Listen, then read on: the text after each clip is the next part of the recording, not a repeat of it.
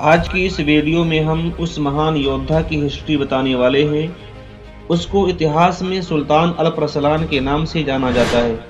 وہی الپ ارسلان جو سلجوق سلطنت کے سب سے مشہور طاقتور سلطان تھے۔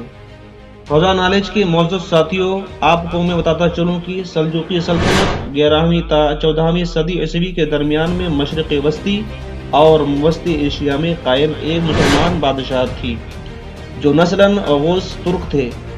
مسلم تاریخ میں اسے بہت اہمیت حاصل ہے کیونکہ یہ دولت عباسیہ کے خاتمے کے بعد عالم اسلام کو ایک مرکز پر جمع کرنے والی آخری سلطنت تھی۔ اس کی سرحدیں ایک جانب چین سے لے کر بحیرہ متوسط اور دوسری جانب عدن سے لے کر خوارزم و بخارا تک پھیلی ہوئی تھی۔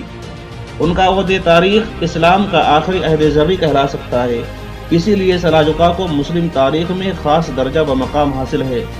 سلجوقیوں کے زوال کے ساتھ امت مسلمہ میں جس سیاسی انتشار کا آغاز ہوا، اس کا فائدہ اٹھاتے ہوئے اہلیان یورپ نے مسلمانوں پر صلیبی جنگیں مسلط کر دیں اور عالم اسلام کے قلب میں مقدس ترین مقام بیت المقدس پر قبضہ کر لیا۔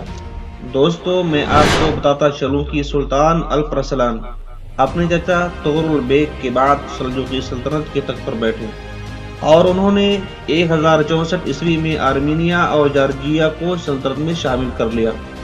وہ ایک بہت ہی ہوشیار اور بہادر حکمران تھے۔ مشہور مدبر نظام الملک توسی کو اپنے باپ چغری بیگ کی سفارش پر وزیر سلطنت مقرر کیا۔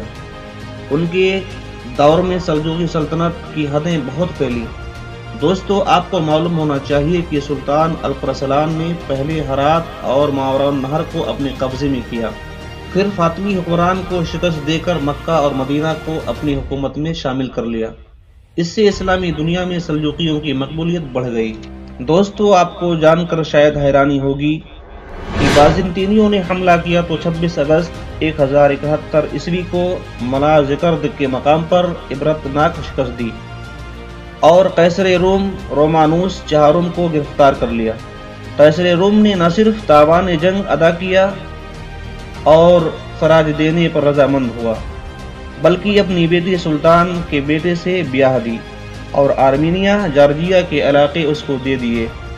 خوارزمی گورنر ترکوں کے خلاف ایک مہم میں قیدی بنا کر لائے گئے۔